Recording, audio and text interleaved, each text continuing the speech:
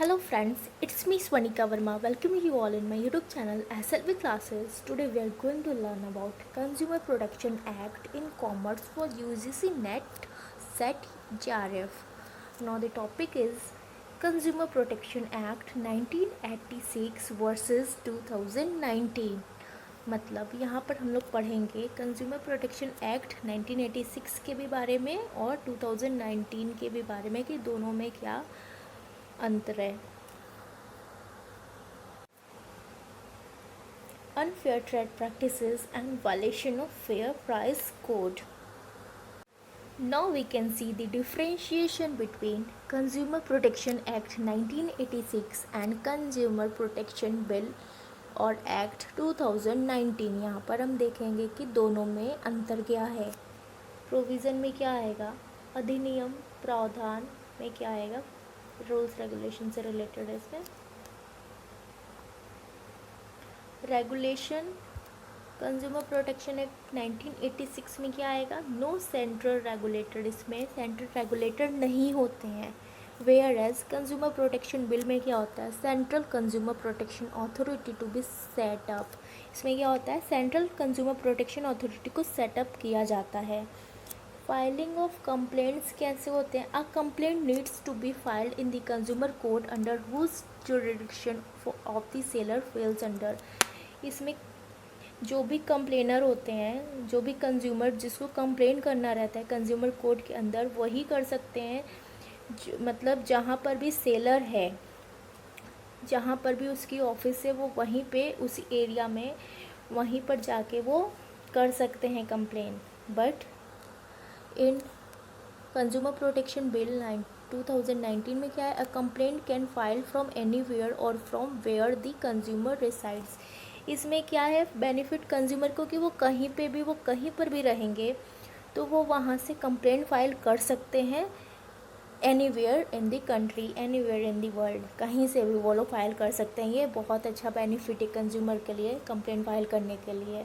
और लेकिन consumer protection act 1986 में ऐसा बिल्कुल भी नहीं है. जहाँ का ये सेलर है और जहाँ का कंज्यूमर है, आपको वहीं पर कंप्लेंट फाइल करना है. जहाँ पर भी रजिस्टर्ड ऑफिस है वहीं पर ये कंप्लेंट फाइल होगा. बट इन 2019 ऐसा कुछ भी नहीं है. आप जहाँ पर भी डिसाइड करते हैं, कंज्यूमर जहाँ पर भी डिसाइड करता है, यदि वो बाहर भी गया है तो भी वो वहाँ से कंप्लेंट फाइल कर सकता है. मेडिएशन क्या है, नो प्रोविज़न. 1986 में कोई भी प्रोविज़न नहीं है, कोई भी नियम यानी कोई भी रूल्स रेगुलेशन नहीं है मेडिएशन के लिए. But whereas courts can work toward settlement through mediation cell. इसमें क्या होता है कि कोर्ट जो है काम करता है सेटलमेंट के लिए मेडिएशन सेल्स के जरिए. फिर नाउ कम टू जुरिडिक्शन में क्या आएगा, अधिकार क्षेत्र क्या क्या है. 1986 में क्या आएगा जी, the jurisdiction at district level was complaint worth at ₹20 lakhs. इसमें क्या आएगा कि जो भी डिस्ट्रिक्ट लेवल पे कंप्लेंट्स होते हैं उसमें क्या क्या है, 20 lakhs तक जो है वो पेनल्टीज़ है. इसमें 20 लाख तक, up to 20 lakh district level में कंप्लेंट्स के लिए. और इसमें क्या है 2019 में district level authorities can take up complaints with goods and services worth up ₹1 crore. इसमें क्या है, डिस्ट्रिक्ट लेवल अथॉरिटीज़ में कंप्लेंट जो किया जाता है गुड्स एंड सर्विसेज के लिए, उसके रिगार्डिंग जो भी होते हैं पेनल्टीज़ वगैरह, वो 1 करोड़ तक के होते हैं, अप टू 1 करोड़. इसमें ज़्यादा होते हैं 2019 में इनके अधिकार क्षेत्र में. No come to product liability. Product liability में क्या होगा कि कंज्यूमर प्रोटेक्शन एक्ट 1986 में कोई भी प्रोविज़न नहीं होता है, कोई भी प्रावधान नहीं होता, कोई भी नियम यानी रूल्स रेगुलेशन बिल्कुल नहीं होते हैं. बट 2019 में क्या होता है कि consumer have the right to seek compensation of any harm cause. इसमें क्या होता है कि कंज्यूमर के पास राइट है, उनके पास अधिकार है कि वो अपना कंपनसेशन मांग सकते हैं, भरपाई मांग सकते हैं. कोई भी अगर प्रोडक्ट हार्म्ड हुआ है या तो डिफेक्टिव हुआ है प्रोडक्ट, तो उसके हार्म के लिए जो भी है उसको वो अपना भरपाई पूरा फुल अप कर सकते हैं. ई कॉमर्स में क्या आएगा, no provision. Consumer protection act 1986 में कोई भी प्रावधान नहीं है, कोई भी नियम रूल्स रेगुलेशन नहीं है, लेकिन 2019 में है। E commerce transaction will come under the provision involving direct sales. E commerce transaction से जो भी रिलेटेड होता है वो इन्वॉल्व करता है डायरेक्ट सेल्स, जो कि डायरेक्ट सेल्स के अंदर आता है ई कॉमर्स। वीडियो कॉन्फ्रेंसिंग में क्या आता है कि 1986 में नो प्रोविज़न मीन्स इसमें कोई भी प्रावधान नहीं है, लेकिन 2019 में है। Consumer can seek hearing through video conference. Consumer मांग सकते हैं कि वो सुन सके वीडियो कॉन्फ्रेंसिंग के जरिए। मेडिएशन सेल्स में क्या होता है कि नो लीगल प्रोविज़न, इसमें कोई भी लीगल प्रावधान नहीं है, कोई भी लीगल नियम नहीं है। Court can refer settlement through मेडिएशन, इसमें क्या होता है कि कोर्ट क्या कर सकता है, रिफ़र कर सकता है सेटलमेंट को मेडिएशन के जरिए। नाउ यहाँ पर देखते हैं कि कंज्यूमर प्रोटेक्शन एक्ट 2019 आखिर है क्या। Consumer protection act was passed in 1986। Consumer protection act जो है पास्ड हुआ था पहले 1986 में। Then many amendment were made to meet the needs of the time, और फिर उसके बाद बहुत सारे संशोधन हुए, बहुत सारे सुधार हुए टाइम के साथ साथ उसको चेंज करने के लिए टाइम के according. And later due to growth of internet, digital technology, new marketing and distribution methods, advertisement, e-commerce, there were need of a complete new act providing and more strict provision। वक्त के साथ साथ क्या होता है कि चीज़ें बदलती हैं, तो कुछ साल बाद इंटरनेट का ग्रोथ होता है, डिजिटल टेक्नोलॉजी आता है, न्यू मार्केटिंग आता है, डिस्ट्रीब्यूशन मेथड्स चेंज होते हैं, एडवर्टीजमेंट भी चेंज होता है, ई कॉमर्स आ जाता है। तो इसके लिए क्या है कि हम लोगों को चाहिए था एक कंप्लीट नया एक्ट, जिसमें क्या है बहुत सारे स्ट्रिक्ट प्रोविज़न्स हों, बहुत सारे स्ट्रिक्ट प्रावधान हों। तो इसके लिए डिजिटल टेक्नोलॉजी के लिए, इंटरनेट से रिलेटेड और डिस्ट्रीब्यूशन मेथड और एडवर्टीजमेंट के लिए क्या किया गया है, और ई कॉमर्स को बढ़ाने के लिए कंज्यूमर प्रोटेक्शन एक्ट 2019 को लाया गया है। The Indian parliament on 9 August 2019 passed the landmark consumer protection bill 2019। Indian parliament ने 9 अगस्त 2019 को पास किया था लैंडमार्क कंज्यूमर प्रोटेक्शन बिल के नाम से 2019 में, which aims to provide the timely and effective administration and settlement of the consumer disputes, जो कि प्रोवाइड करता है टाइमली और effective administration and settlement of the consumer disputes, मतलब कंज्यूमर के रिगार्डिंग जो भी प्रॉब्लम्स है, डिस्प्यूट से लड़ाई झगड़े हैं, जो भी अनफेयर प्रैक्टिसेस हो रही हैं मार्केट्स में, तो उसमें क्या है कि ये इफ़ेक्टिव है और टाइमली प्रोवाइडेड किया जाता है और तुरंत इसका बेनिफिट भी होता है, इसलिए इसको सेटल किया गया था।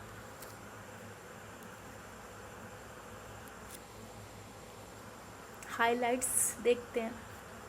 द कंज्यूमर प्रोटेक्शन एक्ट 2019 का हाइलाइट्स क्या है, कीज हाइलाइट्स। वाइंड the definition of consumer.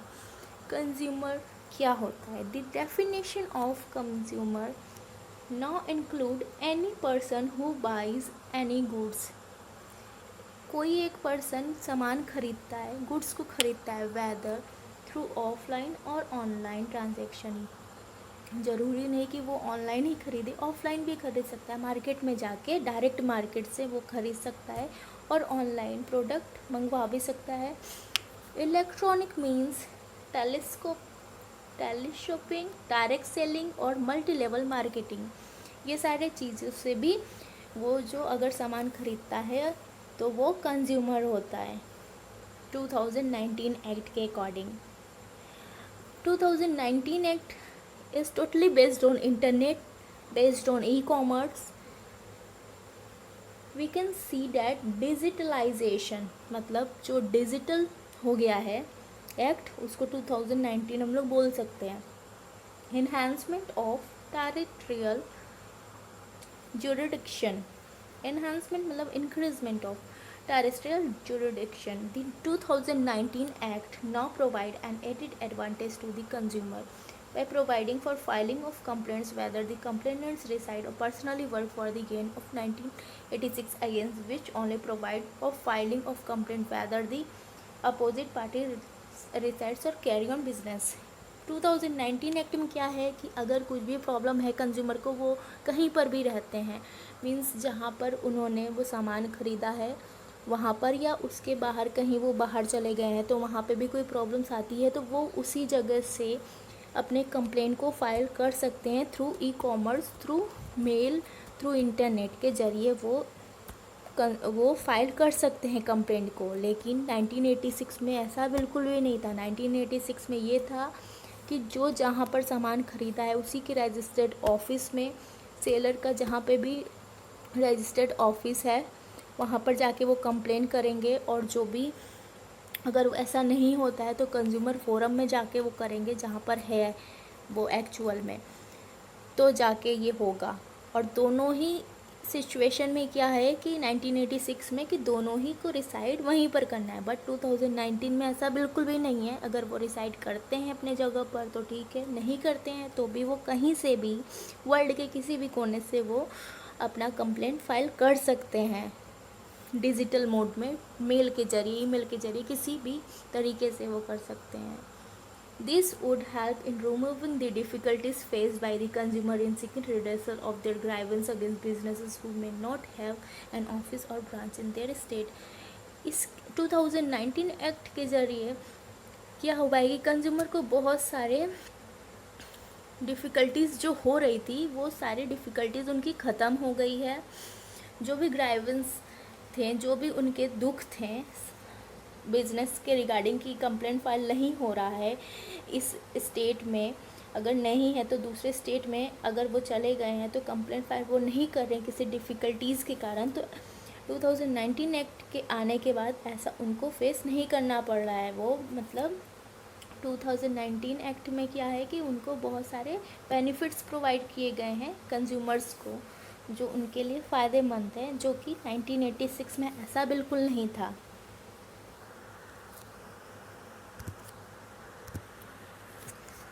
Now again देखते हैं फिर से, the consumer protection act 2019 was introduced in Lok Sabha by minister of consumer affairs, food and public distribution mister Ram Vilas Paswan on July 8, 2019। मतलब consumer protection act 2019 को introduced कहाँ पर हुआ था? लोकसभा में हुआ था by the minister of consumer affairs, food and public distribution जो हैं रामविलास पासवान ने इसको किया था इंट्रोड्यूस्ड। कौन से डेट पर किया था? जुलाई 8, 2019, मतलब 8 जुलाई 2019 को रामविलास पासवान ने बिल पास किया था कंज्यूमर प्रोटेक्शन 2019 वाला लोकसभा में। The bill replace the consumer protection act 1986। ये बिल जो है रिप्लेस किसको करता है? 1986 वाले बिल को, 1986 एक्ट को ये रिप्लेस करके आता है 2019। नाउ की features of the bill include, इसके की फीचर्स क्या हैं? डेफिनेशन ऑफ कंज्यूमर, फिर से देखते हैं कि डेफिनेशन क्या है। Consumer is defined as a person, consumer define किया गया है एक ऐसा पर्सन जो बाई एनी गुड्स और अवेल्स अ सर्विसेज, मतलब जो सामान खरीदता है और सर्विसेज अवेल करता है। फॉर कंसिडरेशन, कंसिडरेशन के लिए जो भी सामान खरीदे जाते हैं, गुड सर्विसेज खरीदे जाते हैं, वो कंज्यूमर होता है। It does not include a person who obtain a good for resale और गुड्स और सर्विसेज फॉर कमर्शियल पर्पस। इसमें ये नहीं इंक्लूड है कि वो जो भी गुड्स खरीद रहा है वो रीसेल के लिए हो, और फॉर अ गुड और सर्विसेज फॉर कॉमर्शियल पर्पस। इसमें क्या है कि वो कॉमर्शियल पर्पस के लिए नहीं होता, ये इंक्लूडेड नहीं है। ये पर्सन क्या है कि वो खरीदता है सामान और उसको उसके सर्विसेज को अवेल करता है, तो कंज्यूमर वो है। It covers transaction through all modes, वो ट्रांजैक्शन जो है वो सारे मोड्स में इंक्लूड कर सकता है, offline, online, through electronic means, tele shopping, multi level marketing और डायरेक्ट सेलिंग। ऑफलाइन मोड में भी वो कर सकता है और ऑनलाइन मोड के जरिए भी कर सकता है। ऑनलाइन मोड में क्या आएगा आपका, इलेक्ट्रॉनिक मीन्स में आएगा, टेली शॉपिंग करते हैं जो, मल्टी लेवल मार्केटिंग करते हैं और डायरेक्ट सेलिंग करते हैं, ये सारे उसमें आएंगे। एग्जिस्टिंग राइट्स ऑफ कंज्यूमर, पहले क्या क्या 1986 में क्या थे राइट्स इनके कंज्यूमर्स के, there were a total of 6 consumer rights which have been defined in the Consumer Protection Bill and those are, Consumer Protection Bill में पहले क्या 6 राइट्स थे वो डिफाइन किए गए हैं, right to safety, right to be inform, right to be choose, right to be heard, right to seek redressal, right to consumer education. ये सारे 6 थे पहले के आपके, और अब क्या हो गए now. So now in addition to the existing consumer rights, there are 5 new consumer rights you get as a consumer. पहले 1986 के अकॉर्डिंग ये सारे 6 थे, लेकिन 2019 आने के बाद 5 और ऐड हो गए हैं। आइए देखते हैं कौन कौन से हैं। First one is right to file a complaint from anywhere. इसमें क्या है, राइट कंज्यूमर का अधिकार क्या है कि वो किसी भी कोने में कहीं पे भी वो कंप्लेंट कर सकते हैं। Right to file a complaint from anywhere. According to this new right, consumer can now file a complaint with the district consumer commission और state consumer commission from anywhere. इसमें क्या है कि कंज्यूमर जो है फाइल कर सकते हैं कंप्लेंट डिस्ट्रिक्ट कंज्यूमर फोरम और स्टेट कंज्यूमर कमीशन के जरिए कहीं से भी वो फाइल कर सकते हैं अपने कंप्लेंट को। फ्रॉम एनीवेयर, होम, ऑफिस और while on A weekend trip, मतलब अगर वो घर पे भी हैं तो घर से कर सकते हैं, ऑफिस में है तो ऑफिस से कर सकते हैं, वीकेंड ट्रिप पर हैं तो वहाँ से भी वो कंप्लेन कर सकते हैं डिस्ट्रिक्ट कंज्यूमर कमीशन को या तो स्टेट कंज्यूमर कमीशन को। अपने कंप्लेन को वो फाइल कर सकते हैं इसमें। Presently, the consumer are required to file a case only at the place where the product was purchased or where the seller of the product has his registered office. इसमें क्या बता रहा है कि कंज्यूमर कहते हैं कि पहले फाइल करते थे कि जो भी प्रोडक्ट जहाँ से ख़रीदा जाता है वहीं पर फाइल करेंगे या तो सेलर का जो रजिस्टर्ड ऑफिस जहाँ पर है वहीं पर फाइल करेंगे। The Consumer Affairs Ministry will now frame rules for electronic filing of complaints and specify norms for paying the required fee digitally. फिर क्या हुआ कि कंज्यूमर अफेयर मिनिस्ट्री ने एक रूल फ्रेम किया। उस रूल में क्या है कि इलेक्ट्रॉनिक फाइलिंग ऑफ कंप्लेंट्स, इसमें क्या है कि कंप्लेंट जो है इलेक्ट्रॉनिक मोड में फाइल कर सकते हैं through internet, through e commerce and specially specify norms for paying the required fees digitally. और कुछ नॉर्म्स उन्होंने स्पेसिफाई किया है जिसमें कि फ़ीस को वो लोग डिजिटली पेड अप कर सकें। This will reduce harassment of consumer to a great extent. इसमें क्या है कि इसके ज़रिए जो भी कंज्यूमर्स को हरासमेंट होती थी वो बहुत कम हो गया इसके ज़रिए। Next, right to seek compensation under product liability. वो अपने भरपाई को इसमें क्या कर सकते हैं, मांग सकते हैं अगर कुछ प्रोडक्ट में वो डिफ़ॉल्ट है तो। Any complainants can file a case against the manufacturer और seller of the product for any loss cause to the complainants on account of defective product which applies to all services. Any complainants मतलब जो complain कर रहे हैं, जो consumer complain कर रहे हैं वो फाइल कर सकते हैं किसी भी मैन्युफैक्चरर और सेलर के ऊपर अगर उन्होंने वो सामान ख़रीदा है और उस सामान में कुछ भी डिफेक्ट हो गया है, या तो डिफेक्ट मैन्युफैक्चर वाला हो सकता है या तो सेलर के ज़रिए हो सकता है, तो उसके रिगार्डिंग वो कंप्लेंट फाइल कर सकते हैं अपने लॉस को कंपनसेट करने के लिए। अपने राइट्स के अकॉर्डिंग ये अपने लॉस को मतलब कंपनसेट कर सकते हैं, उसके भरपाई कर सकते हैं, उसके लिए उस अधिकार से वो मांग सकते हैं। If there is a manufacturing defect or the product in the question does not conform to express warranty, the manufacturer or seller will be held liable. अगर मैन्युफैक्चरिंग डिफेक्ट है या तो सेलर वारंटी नहीं शो कर रहा है, उसमें manufacturer ने अगर वारंटी पीरियड नहीं शो किया है, तो ये दोनों क्या होगा कि मैन्युफैक्चरर और सेलर जो हैं दोनों ही लाइबल हैं। This provision bring e-commerce under its ambit.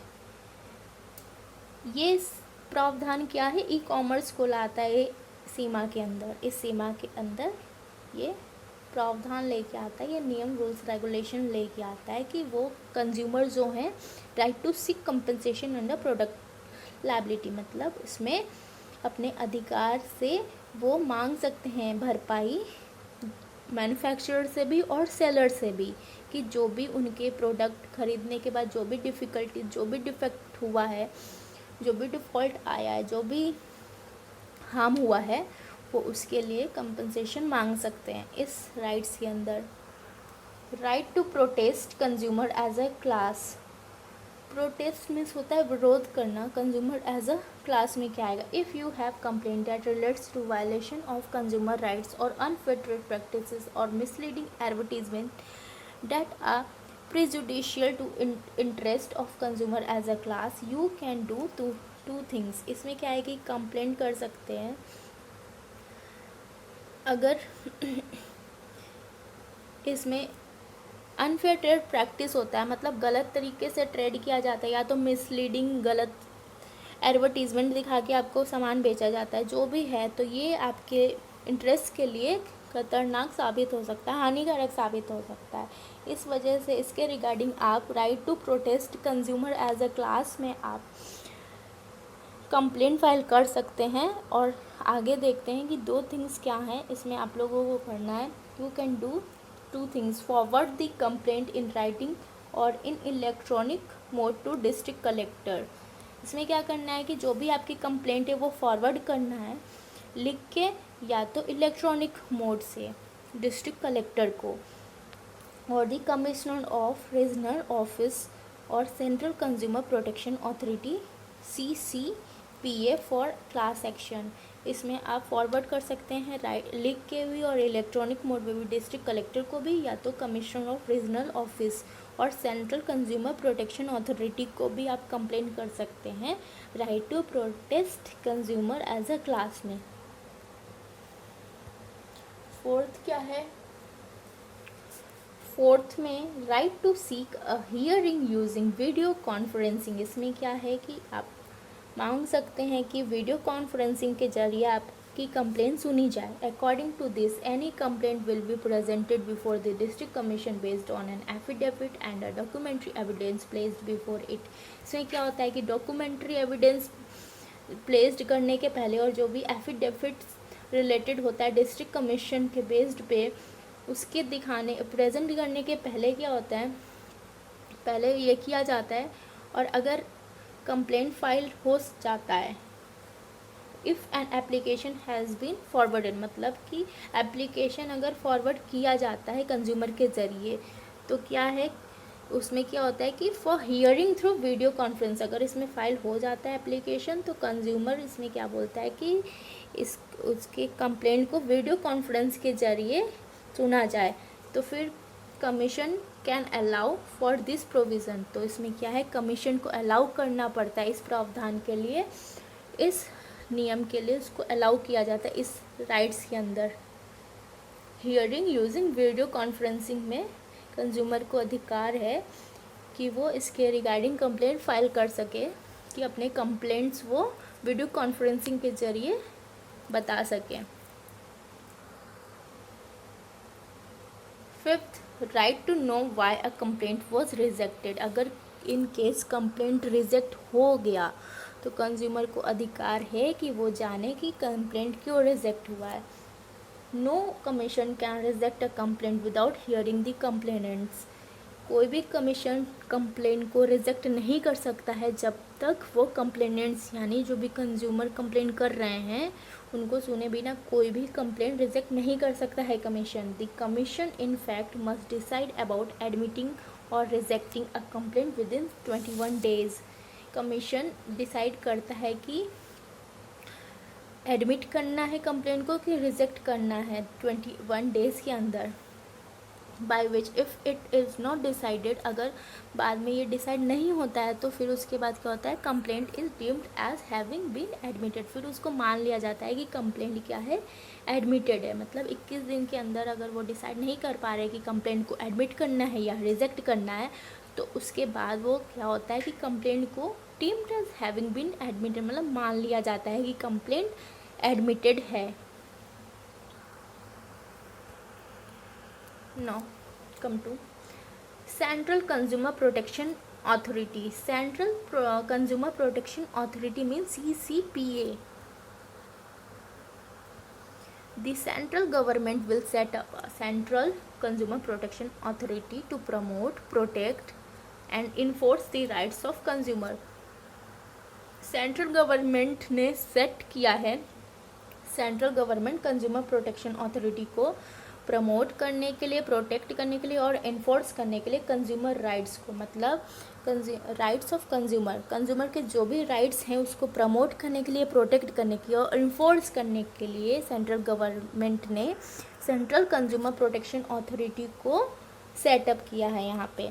It will regulate matters related to violation consumer rights, unfair trade practices and misleading advertisements. इसमें क्या है कि इसमें वो रेगुलेट करता है matters related to violation, violation से रिलेटेड जो भी मैटर्स होते हैं, अनफेयर ट्रेड प्रैक्टिसेस से रिलेटेड जो होते हैं, मिसलीडिंग एडवर्टीजमेंट से जो रिलेटेड होते हैं, इसमें क्या है, रेगुलेट करते हैं वो।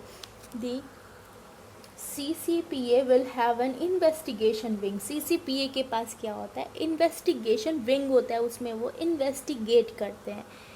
हेडेड बाय डायरेक्टर जनरल विच में कंडक्ट इंक्वायरी और इन्वेस्टिगेशन इनटू सच वायलेशन। ये कौन हेड करता है, डायरेक्टर जनरल के जरिए इसको हेड किया जाता है, विच में कंडक्ट, और वो क्या करते हैं कि कंडक्ट करते हैं इंक्वायरी और इन्वेस्टिगेशन इन सच वायलेशन। इसमें जो भी वायलेशन, जो भी मिसलीडिंग वगैरह होती है उसमें इन्वेस्टिगेशन कौन करता है, डायरेक्टर जनरल के जरिए ये हेड किया जाता है और उन्हीं के जरिए ये सारे इन्वेस्टिगेशंस होते हैं। CCPA will carry out the following function. CCPA means Central Consumer Protection Authority कुछ पॉइंट्स इंक्लूड करते हैं, आइए हम लोग देखते हैं। Inquiry into violation of consumer rights, investigating and launching prosecution at appropriate forum. Inquiry किया जाता है कंज्यूमर राइट्स के जो भी वायलेशन होते हैं उसमें इंक्वायरी करते हैं, उसके बाद इन्वेस्टिगेट करते हैं और लॉन्च करते हैं कुछ प्रोसिक्यूशन यानी अभियोग एट अप्रोप्रिएट फोरम में। Passing orders to recall goods, pass order करते हैं गुड्स को याद करने के लिए, और withdraw services that are hazardous, reimbursement of the price paid and discontinuation of the unfair trade practices as defined in the bill. Withdraw करते हैं सर्विसेज जो कि हैजर्डस है, मतलब खतरनाक साबित होता है। रिम्बर्समेंट मतलब कंपनसेशन करना, उसका भरपाई करना, जो भी प्राइस पेड किया गया अगर वो उसका भरपाई होना बाकी है तो उसमें वो कंपनसेशन ले सकते हैं, उसके रिगार्डिंग इसमें होता है। And discontinuation of the unfair trade practices, मतलब जो भी बाधाएं वो आती हैं अनफेयर ट्रेड प्रैक्टिसेस में, उसमें भी ये सारी चीज़ें इंक्लूडेड हैं as defined in the bill, जो कि डिफाइन किया गया है बिल में। Issuing directions to the concern trader, manufacturer, endorser, advertiser, publisher to either discontinue a false or misleading advertisement or modify it। इसमें इशू किया जाता है कुछ डायरेक्शंस जो कि ट्रेडर्स के लिए होता है। Manufacturer, endorser, advertiser, publisher to either discontinue a false, मतलब जो भी इन सब में से फॉल्स यानी गलत एडवर्टीजमेंट दे रहे हैं, मिसलीड कर रहे हैं एडवर्टीजमेंट को, तो वो इसके लिए इशू किया जाता है कुछ डायरेक्शंस को, और उसको मॉडिफाई करने के लिए, मॉडिफाई इट मीन्स उसको मॉडिफाई करने के लिए। Fourth one is imposing penalties. इसमें क्या है, पेनल्टीज़ को इम्पोज किया जाता है। फिर फिफ्थ में issuing safety notice to the consumer against unsafe goods and services. अगर कुछ भी गुड्स एंड सर्विसेज अनसेफ हैं तो उसके रिगार्डिंग ये क्या करते हैं, CCPA इशू करते हैं नोटिस कंज्यूमर को। फिर आता है आपका penalties for misleading advertisement. Penalties देखते हैं क्या क्या, अगर कोई मैन्युफैक्चरर और ट्रेडर एंडर्सर मिसलीड कर रहा है एडवर्टीजमेंट, मतलब गलत तरीके से अपना बिजनेस बता के वो सेल कर रहा है, कुछ भी अपना बिजनेस कर रहा है, तो उसमें पेनल्टीज़ क्या क्या लगेगी CCPA के अकॉर्डिंग। CCPA में impose a penalty on a manufacturer और एन एंडोर्सर और अप टू 10 lakhs, मतलब 10 लाख तक की पेनल्टी, और उसके बाद imprisonment for up to 2 years for a false और मिसलीडिंग एडवर्टीजमेंट। मतलब गलत और मिसलीडिंग एडवर्टीजमेंट के लिए 10 लाख तक उनको देना है पैसा पेनल्टी के तौर पे, और 2 साल तक का जेल हो सकता है। In case of subsequent offence. Subsequent offence मतलब और ज़्यादा, मतलब अपमान या तो कुछ ज़्यादा हो गया तो वो एक्सटेंड होके फ़ाइन आपका बढ़ जाता है, 10 लाख से बढ़ के 50 लाख तक हो जाता है, और जेल आप जा सकते हैं 5 साल तक। पेनल्टीज़ है ये सब मिसलीडिंग और एडवर्टीजमेंट में ये है। CCPA can also prohibit the endorser of the misleading advertisement from endorsing that particular product services for a period of up to 1 year. CCPA क्या करता है, प्रोहिबिट करता है, उसको रोकता है एंडोर्सर को मिसलीड करने के लिए कि वो एडवर्टीजमेंट मिसलीड ना करे from endorsing that particular product और सर्विसेज को for a period up to 1 year के लिए। For every subsequent offence the period of prohibition may extend to 3 years। अगर वो ऑफेंस क्या है, वो अपमान जो है, सब्सिक्वेंट ऑफेंस जो है बढ़ जाता है, तो पीरियड ऑफ प्रोहिबिशन वो हो जाता है आपका 3 साल के लिए। पहले पीरियड ऑफ प्रोहिबिशन क्या था, 1 year के लिए था, बट अगर वो ऑफेंस सब्सिक्वेंट ऑफेंस जो है उसके बाद क्या होता है कि प्रोहिबिशन आपका एक्सटेंड होकर 3 साल के लिए हो जाता है। जो भी रोक है आपके व्यापार में, आपके एडवर्टीजमेंट में, वो बढ़ के 1 साल से 3 साल का हो जाता है। However there are certain expectation when an endorser will not be held liable for such penalty. कभी कभी क्या होता है कि कुछ सर्टेन एक्सेप्शंस होते हैं जब एंडोर्सर इस पेनल्टी के लिए लायबल नहीं होता है।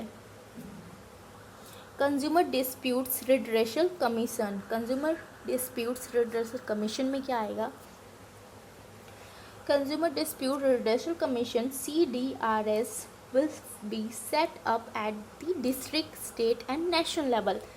CDRS सेटअप कौन कौन से लेवल्स में किया गया है, first one is district level, second one is state level and third one is national level में किया गया है। उसका निवारण जो है डिस्प्यूट्स के कमीशन का, वो 3 लेवल में किया गया है। A consumer can file a complaint with CDRC in relation to, CDRC means होता है consumer disputes redressal commissions in relation to.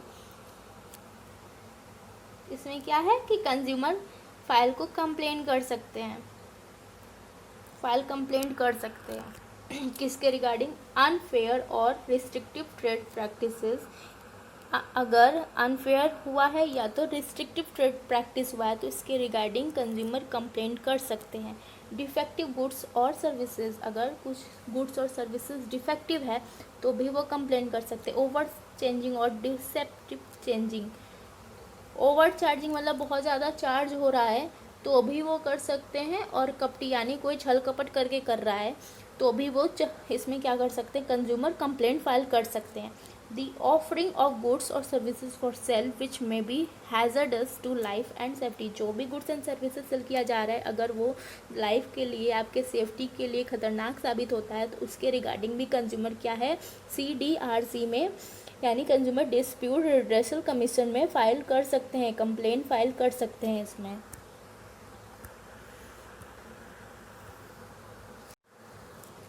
Complaints against an unfair contract can be filed with only the state, and national appeals from a district CDRC will be heard by state CDRC। जो भी complaints वगैरह होते हैं unfair trade practices के regarding contract में, तो वो file किया जाता है state and national appeals from district CDRC। पहले क्या होता है कि डिस्ट्रिक्ट CDRC में कंप्लेन किया जाता है जो भी होता है नेशनल एंड स्टेट अपील्स के रिगार्डिंग। फिर उसके बाद क्या होता है कि स्टेट CDRC डिस्ट्रिक्ट CDRC को सुनता है। फिर उसके बाद क्या होता है कि जो अपील्स वगैरह स्टेट CDRC में होता है उसको नेशनल CDRC सुनता है, और उसके बाद फाइनल अपील कहाँ जाता है आपका, सुप्रीम कोर्ट में। सबसे बड़ा सुप्रीम कोर्ट है तो लास्ट में ये जाता है आपका सुप्रीम कोर्ट में। The final appeal will lie before the supreme court, और उसके बाद उसको किया जाता है फाइनल। फिर ज्यूरिडिक्शन ऑफ CDRC मतलब अधिकार क्षेत्र CDRC का क्या है देखते हैं। दी district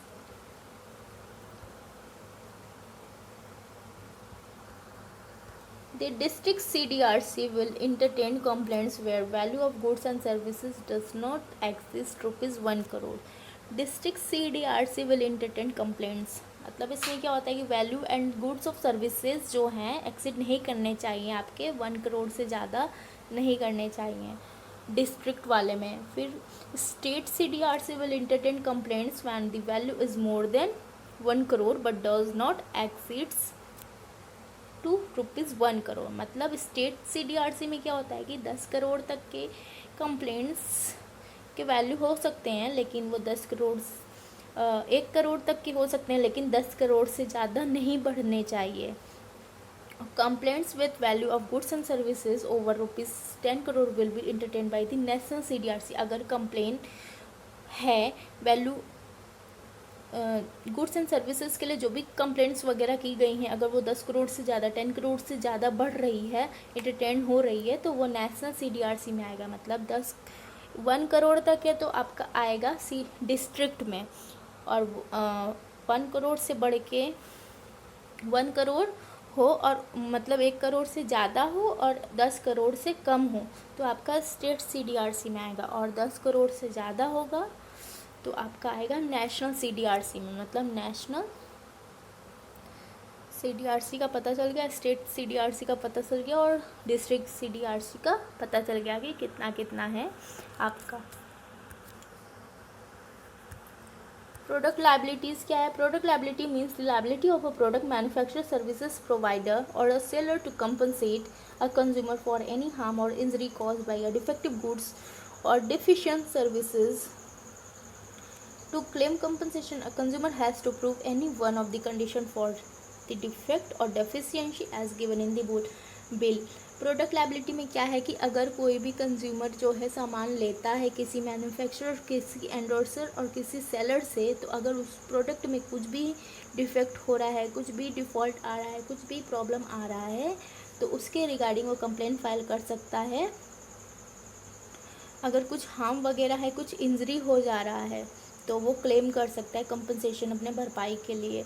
a consumer has to prove मतलब कंज्यूमर को सिर्फ और सिर्फ क्या करना है कि उस सारे कंडीशंस के रिगार्डिंग किसी एक चीज़ पर वो प्रूफ दे देगा बिल के अकॉर्डिंग, तो वो क्या हो जाएगा कि अपने भरपाई के लिए वो ले सकता है, अपने कंपनसेशन को वो ले सकता है राइट्स के अकॉर्डिंग।